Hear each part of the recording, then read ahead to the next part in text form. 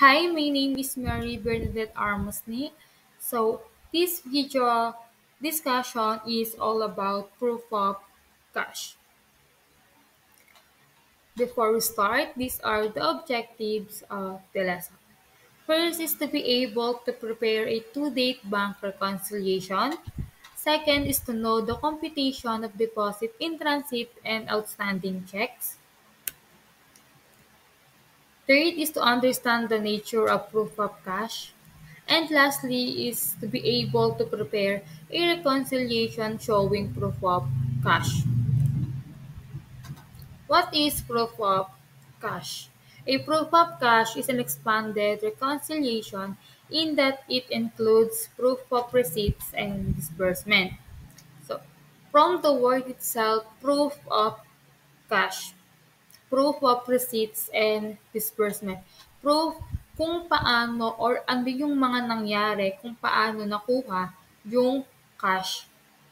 Note, proof of receipt revolves mostly around two-date bank reconciliation in order to gain proof that the cash recorded truly exists. So, yung bank reconciliation is ginagamit siya para makuha yung ending balance ng current month.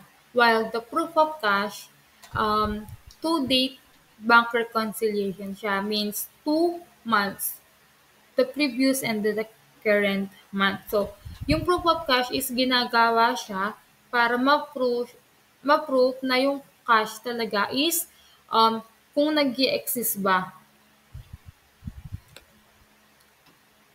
Bank reconciliation matching balance of entities' accounting records for cash with the bank record. So yung from the word reconcile, nire-reconcile niya yung entities' accounting records or yung the book balance and then yung bank records para mabalance. So there are two reconciling items, the book and the bank reconciling items. Book reconciling items. So, kapag sinabing book reconciling items, ito yung mga na-record na sa bank pero hindi pa nare-record sa book. So, yung first is the credit memos, items not representing deposits by the bank to the account of the depositor but are not credited yet recorded by the depositor as cash receipts as at cut-off date. So, kapag sinabing credit, ito yung mga cash na pumapasok sa account. So, kapag sinabing credit memos, ito daw yung na-record na sa bank pero hindi pa nare-record sa book na cash. And then the debit memo, kapag sinabi namang debit, ito yung mga cash na nilalabas ng isang account. Ito yung mga cash na lumalabas sa account. Kapag sinabing debit memos, items not representing checks paid by the bank which are charged or by the bank to debited the account of the depositor but are not yet recorded by the latter as cash disbursement as at cut-off date. So yun nga, ito yung mga um, cash na na-record na sa bank pero hindi pa siya nare-record sa book. Kapag naman book errors committed in the good faith by the depositor. So yung errors na um, uh, errors ng depositor. Next is the bank reconciling item. So under this, meron tayong deposits in transit. Ito yung collection already recorded by the depositor as cash receipts but are not yet reflected on the bank statement. So, kapag yung book is na-record na sa bank pero hindi pa nare-record sa book, kabaliktaran naman nun yung sa may bank reconciling items. Kapag bank reconciling items, ito yung mga na-record na sa book pero hindi pa natin nare-record sa bank. So, yung first nga is the deposit in transit. Kapag deposit in transit, same lang siya ng credit memos. Ito yung mga cash na pumapasok sa account ng bank. So, deposit in transit collections already recorded by the depositor as cash receipt but not yet reflected by the bank statement. While the outstanding checks naman, ito yung already recorded by the depositor as cash disbursement but not yet reflected on the bank statement. So, ito yung outstanding checks. Ito yung mga cash na lumalabas sa bank account. Next is the, wait, bank errors. Errors committed in good faith by the bank. So, yung bank errors, yung bank naman yung nagkamali. For example niya is, uh, na-record ng bank ng 6,000 pero sa book, which is yung tama is 7,000. The bank errors. Next is the book. Kapag sinabing debit sa book, ito yung refers to cash receipts or all items debited to the cash in the bank account. So kapag sinabing debit sa book, ito yung mga cash na pumapasok sa account. Kapag naman bank, kapag debit sa bank, refers all items debited to the account of the depositor, which include checks paid by the bank and debit memo. So, kapag naman sa bank, debit, ito naman yung nilalabas. Since yung sa book, um, pumapasok sa bank naman is nilalabas, pumapasok sa account ng depositor pero lumalabas sa account ng bank. Sa credit naman, kapag sa book, it refers to the cash disbursement or all items credited to the cash in the bank account. So, kapag naman credit sa book, ito lahat ng cash na lumalabas sa bank account. While the bank sa credit refers to all items credited by the account of the depositor, which include deposits acknowledged by the bank and credit memo. So, kapag credit naman, ito yung credit sa bank, ito yung mga cash na pumapasok sa bank account. Parang baliktad lang sila. Kapag sa book, debit, yung mga pumapasok ng cash, sa yung bank naman yung lumalabas. And then sa credit, sa book, ayun yung lumalabas. And then sa bank, ayun yung pumapasok na cash.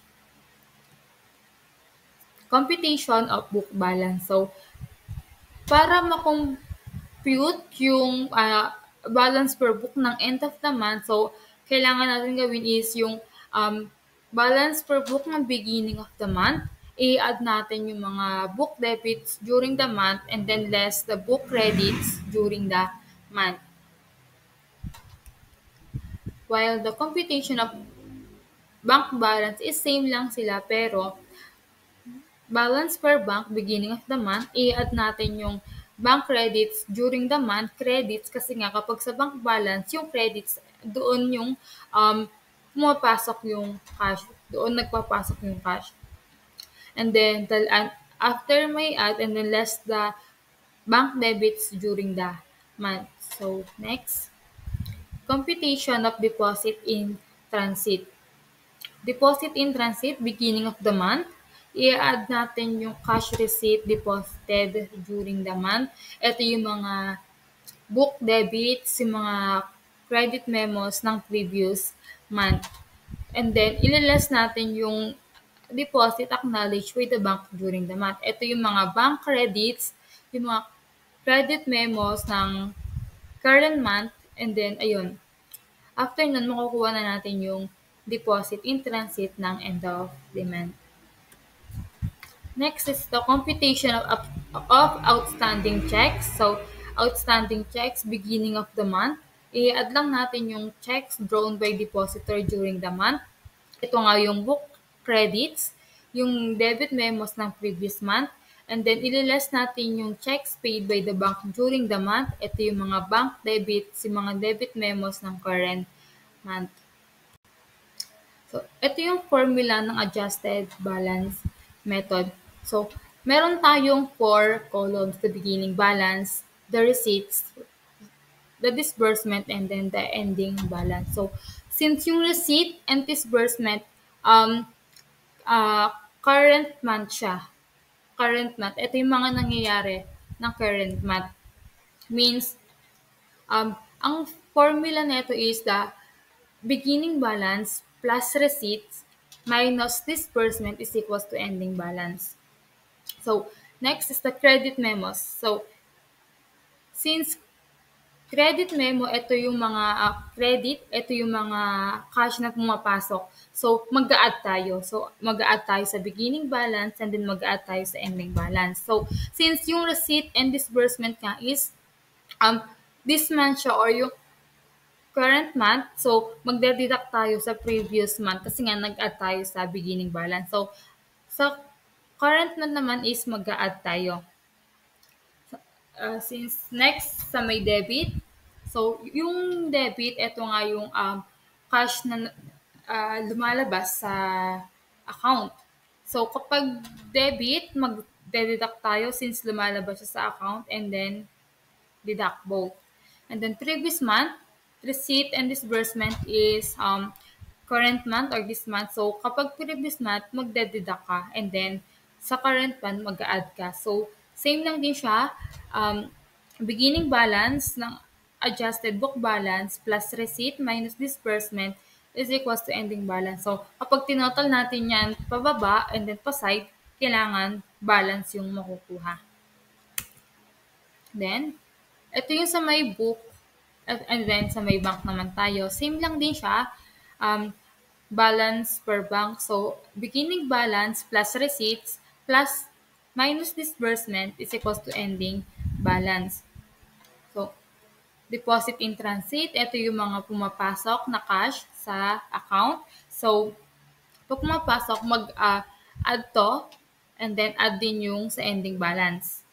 Add yung beginning and add yung ending. So, receipt and disbursement, current month, this month. So, kapag previous month, magdededa ka kasi nga nag-add ka na sa beginning balance which is hindi dapat. Next is the current month. So, add ka sa receipts. And then, outstanding check. So, ito yung nilalabas or yung lumalabas na pera means deduct. So, deduct dito and then deduct sa ending tsaka sa beginning. And then, since outstanding check sa disbursement and then previous, kapag previous, magde-deduct ka and then mag-a-add ka sa current month. So, same lang siya sa may book, balance per book. So, mag-a-add yung beginning balance plus receipts minus disbursement is equals to ending balance. And then, ito-total mo to, pababa, and then side, dapat balance pa rin. So, next is yung mga error naman tayo. Error pagdating sa receipts and disbursement. So, kapag under receipt, ito yung sumobra, ay kulang yung natanggap mo. Kulang, for example, um, ang dapat mong matatanggap is 5,000. Pero ang natanggap mo lang is 4,000. So, kulang natanggap mo. Ang ibig sabihin, mag-add ka sa beginning balance mo and then ending balance. And then, subtract sa receipt ng previous month and then add sa current month. Kapag naman over receipt, ito yung sumobra sa receipt which is example, 5,000 lang yung dapat na matatanggap mo pero ang natanggap mo is 6,000. So, magdededuct ka nun sa beginning balance and then magdededuct ka rin sa disbursement. And then, kapag naman sa current, magdededuct ka sa receipts and then deduct sa ending balance. Kapag naman under disbursement, ito yung um, kulang yung binayaran mo, kulang yung nilabas ng pera. So, means kapag previous month kulang, so babawas ka uli. So, magdededuct ka sa beginning balance and then magdededuct ka sa disbursement ng previous month and then mag-add ka ng sa disbursement ng current month and then deduct sa ending balance. So, kapag naman over disbursement, sobra yung nabayaran mo, sobra yung nilabas mong pera. Means, kapag previous month, sobra, so mag-a-add ka kasi nga sobra. And then, sa receipt, magdededuct ka. And then, sa current month, magdededuct ka sa disbursement and then ending balance.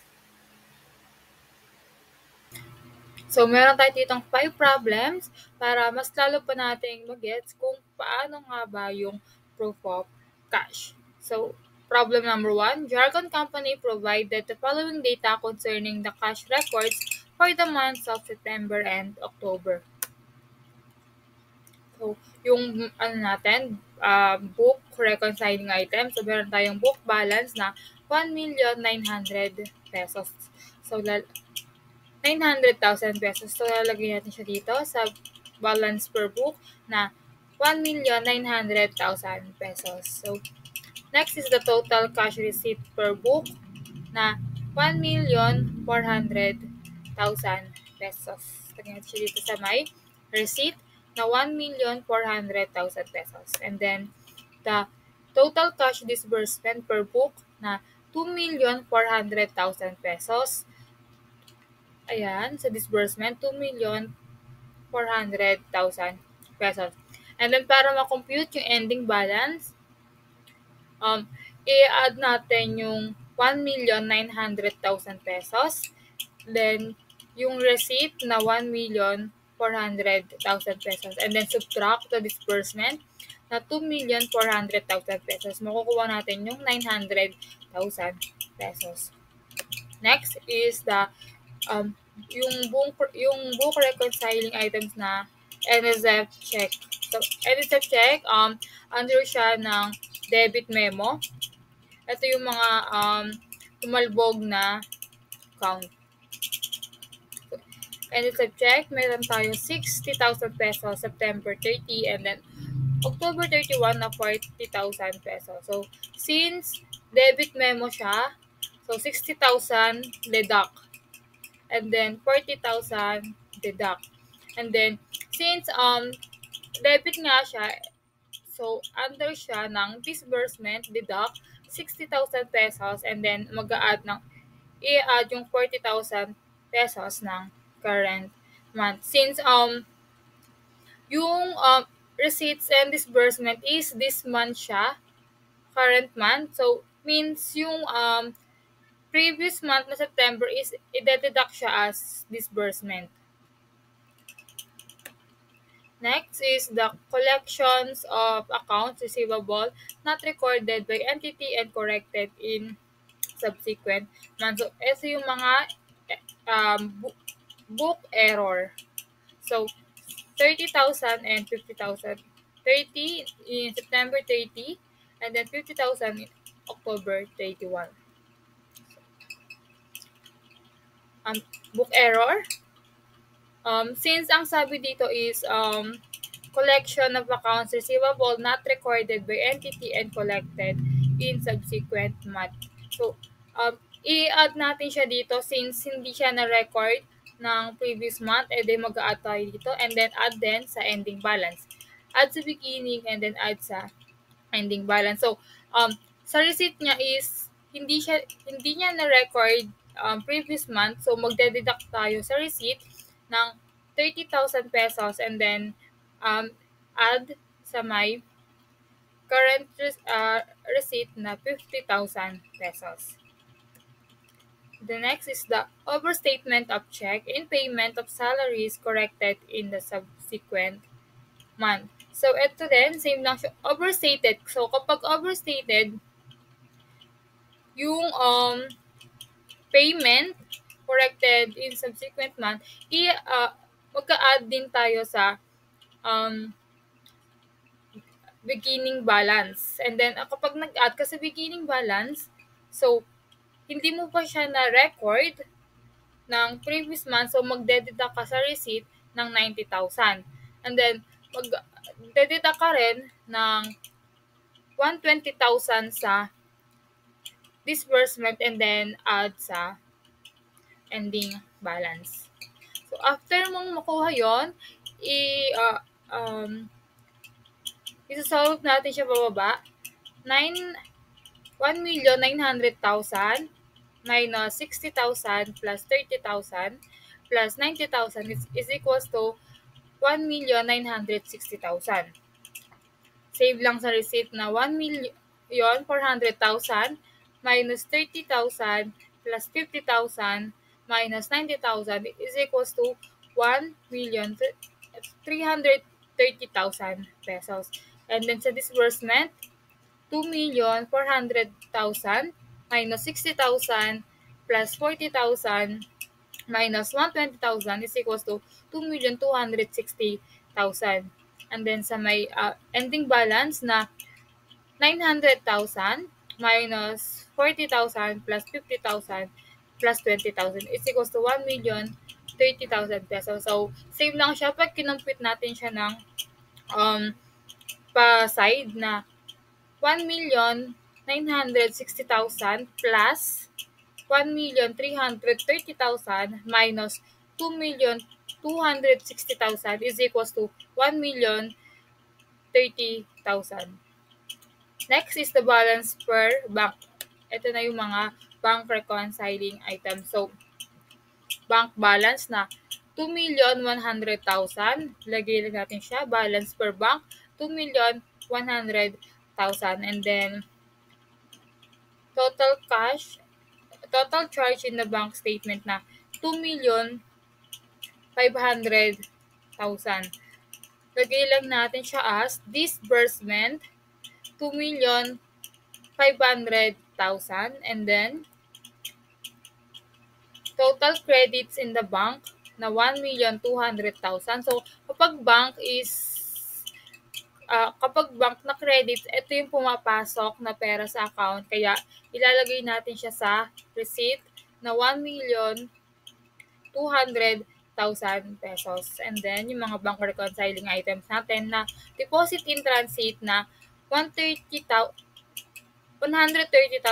sa September 30 and 260,000 sa October 31.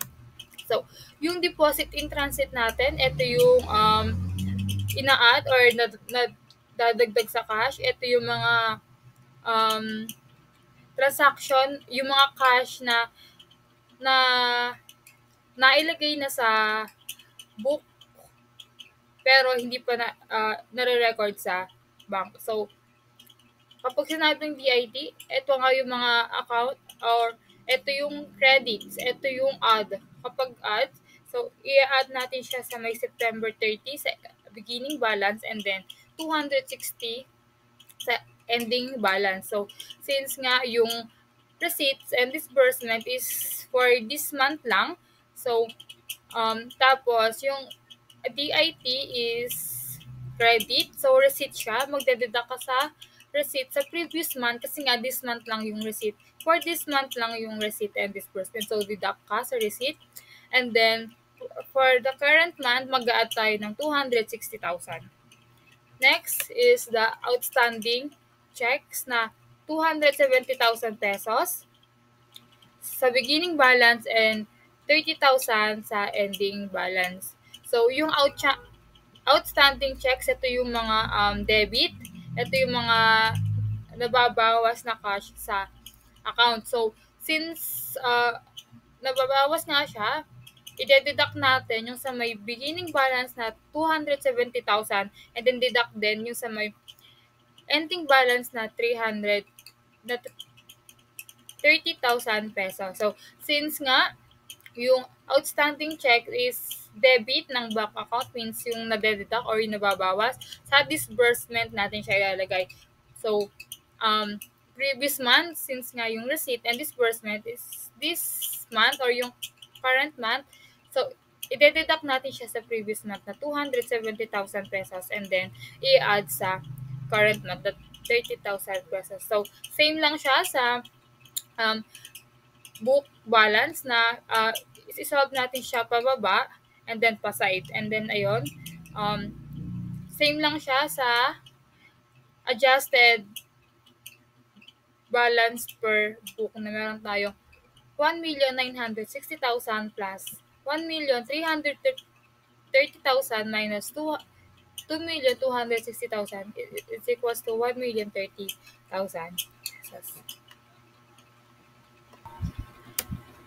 Problem number 2. Malda Company provided the following data for the month of December. So, first, yung mga book reconciling items natin. So, the beginning balance is 2,032,000 pesos. Lagyan natin siya. Sa November 30, yung beginning balance natin na 2,032,000 pesos. Next is the ending balance na 3,160,000 pesos. Lagyan lang natin siya sa December 31, yung ending balance na 3,160,000 pesos. Next is the book credit. So, credits means ito yung mga lumalabas na cash sa account. So, lagyan natin siya as disbursement na 1,440,000 pesos. Para makuha naman yung receipt, kailangan natin isolve pabaliktad. Like, ito yung ending balance natin na 3,160,000 plus the disbursement na 1,440,000 minus the beginning balance na 2,032,000 pesos. Next book reconciling items is the bank service charge. Service charge is under ng debit memo. So, ito yung deduction. So, deduct natin siya sa beginning balance na 2,000 pesos. And then,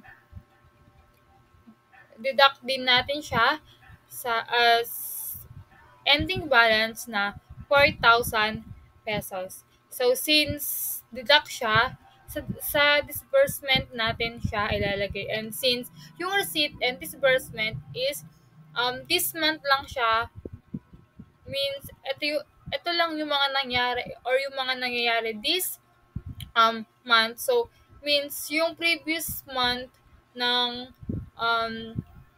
netong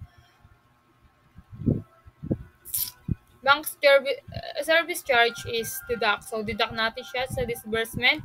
And then, sa current month nito is i-add natin yung 4,000 pesos. And then, next is the note recorded as cash receipt by entity when placed with bank for collection, and note is actually collected by bank in subsequent month and credited by the bank to entity's account in same month. So, ito yung book error na nangyayari. So, i-deduct natin siya both sa beginning balance and ending balance na 200,000 pesos sa beginning and 300,000 pesos sa ending. So, receipt, i-add natin siya sa receipt sa previous month na 200,000 pesos and then deduct sa receipt ng current month na 300,000 pesos. After nun makuha lahat, isasolve natin siya para makuha yung adjusted balance per book. So, 2,032,000 pesos minus 2,000 pesos minus 200,000 pesos is equals to 1,830,000 pesos. Same sa receipt, 2,568,000 pesos plus 200,000 pesos minus 300,000 pesos is equals to 2,468,000 pesos. Same din sa disbursement and sa ending balance. So, kapag na-compute mo na to, i-solve mo siya pa side. So, beginning balance na 1,830,000 pesos plus sa receipt na 2,468,000 pesos minus yung sa disbursement na 1,442,000 pesos is equals to ending balance na 2,856 pesos. Para malaman natin kung tama ba yung ginawa, ang gagawin natin, isa-solve natin yung sa balance per bank, which is same dapat sila ng sagot. So, ang balance per bank natin or yung mga bank reconciling items natin is beginning balance is 1,890,000 pesos. So, lagay natin siya sa November 30 ng balance per bank na 1,890,000 pesos. Next is the ending balance ng bank statement balance na 2,900,000 pesos. So, lagay lang natin siya dito sa December 31 ng balance per bank na 2,900,000 pesos. And then next is the bank debit. So, debits, ito yung mga lumalabas na cash sa bank. So, debit, ito yung sa disbursement na 1,080,000 pesos. So, para mauli para uli makuha yung receipt, i-solve natin siya pabaliktad. Pabalik. Meron tayo ending balance na 2,900,000 pesos plus the disbursement na 1,080,000 pesos minus the beginning balance na 1,890,000 pesos. Next, bank reconciling items is the outstanding checks. Meron tayong 180,000 and then sa ending balance, meron tayong 592,000 pesos. Outstanding checks, outstanding check. Since ang outstanding check is deduct. So, magde-deduct tayo sa beginning balance na 180,000 and then magde-deduct tayo sa ending balance na 592,000 pesos. And then, since nga yung receipt and disbursement is current month lang siya, this month lang siya. Tapos, outstanding check deduct. So, disbursement siya. Then, ide-deduct natin yung 180,000 pesos. And then, sa current month naman, i-add natin yung 592,000 pesos. Next is the deposit in transit. Meron tayong 80,000 para sa beginning balance and then 498,000 para sa ending balance. So, DIT or deposit in transit, since yung DIT is add siya, so add natin sa beginning balance na 80,000 pesos and then ending balance na 498,000 pesos. Since add nga siya, under siya ng receipt and then since yung receipt nga and disbursement is current month siya, this month siya, so yung previous month ng DIT is i-deduct natin yung 80,000 pesos and then i-add natin yung sa current month na 498,000 pesos.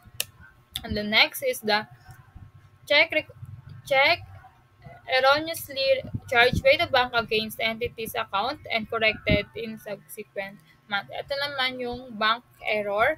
So, bank error, i-add natin siya both side. The beginning balance na 40,000 pesos and then the ending balance na 50,000 pesos. So, sa receipt, magdeduct tayo ng 40,000 pesos and then deduct tayo sa disbursement ng current month ng 50,000 pesos. So, after uli makuha lahat ng bank reconciling items, i-solve natin siya pababa and pa side. So, solve natin siya pababa. 1,890,000 plus 80,000 plus 40,000 minus 180,000 is equals to 1,830,000. Same siya sa adjusted balance per book. Means tama yung naka-record sa next. Same lang siya sa receipt. So, compute natin. 2,090,000 pesos plus 80,000 minus 18,000 pesos plus 498,000 pesos minus 40,000 pesos is equals to 2,468,000 pesos. Same sa disbursement and sa ending balance. So, kapag kinompute natin siya, so, pansin, same lang siya. Next, problem number 3. Ito naman yung bank to book method. So, Laila Company provided the following information. So, kapag sinabing bank to book, so, uunahin natin yung mga bank reconciling items. So, first is the balance per bank. August 31, meron tayong 1,860,000 pesos. Lagay natin siya dito sa August 31 ng bank balance, yung 1,860,000 pesos. Next is the bank receipts for August na 5,000,000 pesos. 5,000,000 pesos, So, cash receipts 5,000,000 pesos. Next is the bank disbursement for August. Meron tayong 3,940,000 pesos. So, sa disbursement, nagilag natin siya 3,940,000 940,000 pesos. Para makuha yung beginning balance natin, kailangan natin siyang isolve pabalik. So, meron tayong 1,860,000 pesos plus yung disbursement na 3,940,000 pesos minus yung receipt na 5 million pesos. Makukuha natin yung 800,000 pesos. Next is the August collection of 200,000 recorded by entity as to 20,000 pesos. So, yung 200,000 pesos daw is the record mo siya ng 20,000 pesos collection. So, ang mangyayari dyan, sa receipt, magdedita ka ng 180,000 pesos and then magdedita ka rin ng 180,000 pesos sa ending balance. Next is the August check in payment of account payable for 600,000 pesos recorded by entity as 60,000 pesos. Ito naman yung payable daw na 600,000 pesos is na-record lang siya as 60,000 pesos. So, ang mangyayari, magdededuct tayo sa disbursement ng 540,000 since 600 minus 60,000 is 540,000. And then mag-add tayo dito sa ending balance ng 540,000 pesos. Next is the deposit in Bigot Company erroneously credited by bank to Bigot Company 200,000 pesos. So, yun nga, sa receipt magdededuct tayo ng 200,000 pesos and then magdededuct din tayo sa ending balance ng 200,000 pesos. Next, August check of Bigot Company erroneously charged by the bank to be. So, maling company yung na-charge yan nung bank. So, 400,000 pesos. So, yung disbursement niya, magdededuct tayo ng 400,000 pesos and then magka-add tayo para sa ending balance. Next is the NSF check. So, ito na yung given. So, July, meron tayong 100,000 pesos. So, NSF check, 100,000 pesos. Sa beginning balance, mag-a-add tayo. And then, sa disbursement, yung NSF check is, ito yung mga lumalabas sa account. So, means disbursement. So, dito natin nalagay yung 100,000 pesos. Next is the August, 50,000. Magdededuct tayo dito sa August ng 50,000 pesos and then dito na 50,000 pesos. Next is note collected by Bank Bigot Company. Meron tayong sa July ng 200,000 pesos and then 300,000 pesos naman sa August. So, deduction siya both sa beginning and ending balance. So, deduct natin yung 200,000 pesos and then 300,000 pesos. Since yung note collected bank is receipt siya, lalagyan natin siya dito. And then, yung receipt and disbursement nga is, ito yung mga nangyayari this month or yung current month. So, dito natin siya, kapag sa July, i-add natin sa receipt yung 200,000 pesos. And then, yung sa current month naman is, i-subtract natin yung 300,000 pesos. Deposit in transit naman ng July 31, meron tayong 600,000 pesos.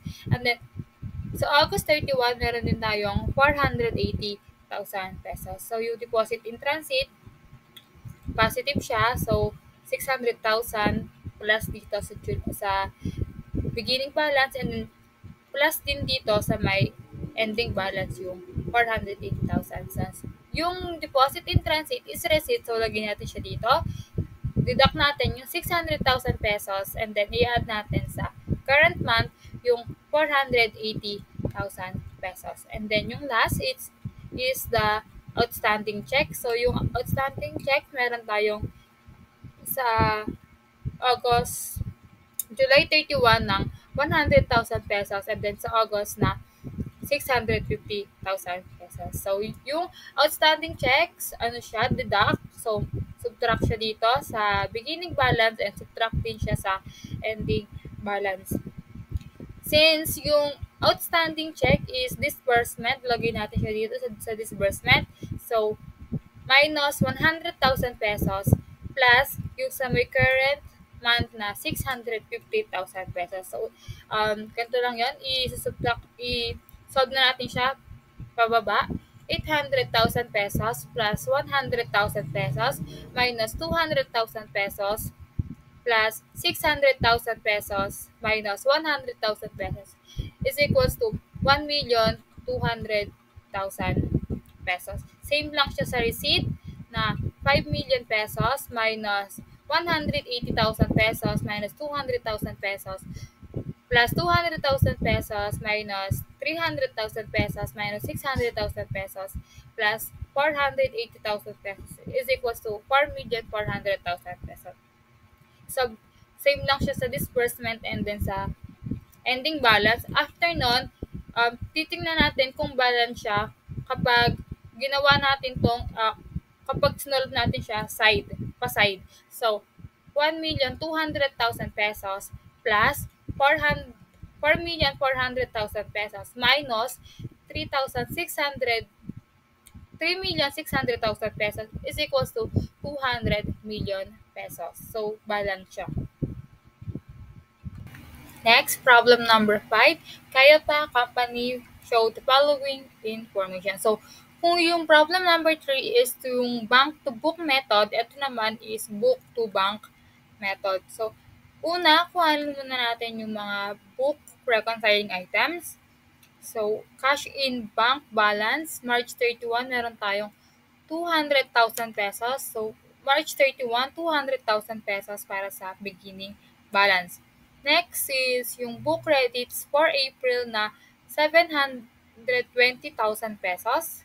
Book credit, so disbursement, meron tayong 720,000 pesos. And then, next, book debits for April, meron tayong 800,000 pesos. Sa receipts, meron tayong 800,000 pesos. Next is yung note collected by bank. So, meron tayong 60,000 pesos sa March rather, and then meron tayong 100,000 pesos sa April. So, meron tayong 60,000. Since note collected is add, so add natin yung 60,000 sa beginning balance and then add natin yung 100,000 sa ending balance. So, since yung receipt and disbursement is for current month, so kapag previous month or yung March is magdededuct tayo sa receipt and then mag-add tayo sa April month which is yung current month. Next is the service charge. Meron tayo sa April ng 8,000, meron naman tayo sa March na 8,000, meron naman tayong 2,000 para sa April. So, March, meron tayo. Since service charge or yung mga debit memo, so deduct 8,000, i-deduct natin siya for beginning balance and 2,000 i-deduct sa ending balance. So, since deduct, disbursement, meron tayong 8,000 pesos deduct and then i-add natin yung 2,000 pesos. Next is yung NSF check or yung debit memo rin. So, March, meron tayong 20,000 and then sa April, meron tayong 30,000 pesos. NSF check, since deduct din siya, deduct natin yung 20,000 pesos sa beginning balance and then deduct natin yung 30,000 pesos sa ending balance. And then disbursement, deduct natin sa previous month yung 20,000 pesos and then add natin yung 30,000 pesos para sa current month. Next is yung deposit in transit. Meron tayong 80,000 for March 31 and meron tayong 220,000 para naman sa April 30. Deposit in transit. So, deduct natin siya sa previous month. Meron tayong 80,000 pesos. And then, since deposit in transit nga siya, so, sa receipt natin siya ilalagay. So, meron tayong add natin yung 80,000 pesos And then, yun nga, so, deposit in transit, deduct natin yung sa April 30 since book to balance, book to bank naman yung ginagamit natin. So, deduct natin yung 200,000 pesos dito. And then, deduct din natin yung 220,000 para sa receipt. And last, yung outstanding check. So, meron tayong 178,000 para sa April and 372,000 naman para sa, I mean, 178,000 para sa March and then 372,000 naman para sa April. So, outstanding checks, 178,000. I-add natin siya sa beginning balance. And then, i-add din natin siya sa ending balance. Then, since outstanding checks, mag-a-add tayo sa disbursement ng previous month and then magdededuct tayo sa current month ng 372,000 pesos. So, same lang ng nauna. I-solve natin siya bababa. 200,000 pesos plus 60,000 minus 8,000 minus 20,000 minus 80,000 plus 178,000 is equals to 333,000. Same sa receipt, 800,000 minus 600,000 plus 100,000 pesos plus 80,000 minus 220,000 is equals to 700,000. Same sa disbursement and then sa ending balance. After ma-compute para malaman kung balance ba, gawin natin uli yung formula na ginawa natin sa pinakauna, sa book balance. So, 333,000 plus 700,000 pesos minus 530,000 is equals to 500,000 pesos. Next is the problem number 5. So, same lang to sa problem 1 and 2, adjusted balance method. So, unahin natin yung book balance. So, meron tayong balance per book na 50,000 pesos sa beginning balance and 70,000 pesos para sa ending balance. So, lagyan natin siya dito. Meron tayong beginning balance na 50,000 pesos and ending balance na 70,000 pesos. Next is the book debits. Meron tayong 200,000 pesos. Lagyan natin siya sa receipt since debit siya ng book. Meron tayong 200,000 pesos sa receipts. Next is the book credits. Meron tayong 180,000 pesos. So, sa may disbursement natin siya ilalagay. 180,000 pesos. So, ang formula dito is beginning balance plus receipt minus disbursement is equals to ending balance. Next is the NSF checks para sa bank or book reconciling item. So, meron tayong NSF checks na 5,000 pesos sa beginning balance and 10,000 pesos sa ending balance. Since yung NSF check is deduct siya, so deduct natin siya sa beginning balance na yung 5,000 pesos and then deduct din sa ending balance na 10,000 pesos. And then, since deduct nga sa disbursement natin siya ilalagay na 5,000 pesos, deduct siya kasi yung receipt and disbursement is for current or this month lang.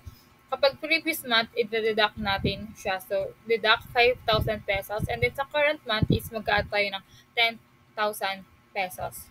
Next is yung service charge. Same lang to sa NSF check. Under siya ng debit memo. So, deduct natin sa beginning balance and then yung disbursement is mag-deduct din tayo ng 1,000 pesos. Next is the note collected by bank or ito yung mga credit memos. So, credit memos, add siya. Add ng 15,000 pesos and then add ng 20,000 pesos sa beginning and ending yun. Add sila pareho. Then, since nga add siya, sa receipt natin siya ilalagay.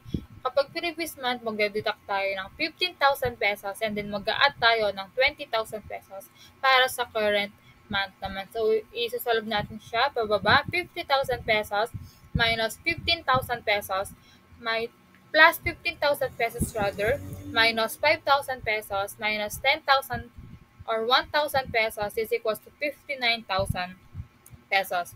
Sa receipt, same lang siya. 200,000 1,000 pesos minus 15,000 pesos plus 20,000 pesos is equals to 105 pesos. Same sa may disbursement and ending. After makuha lahat, isolve natin siya pa side para malaman kung balance nga ba.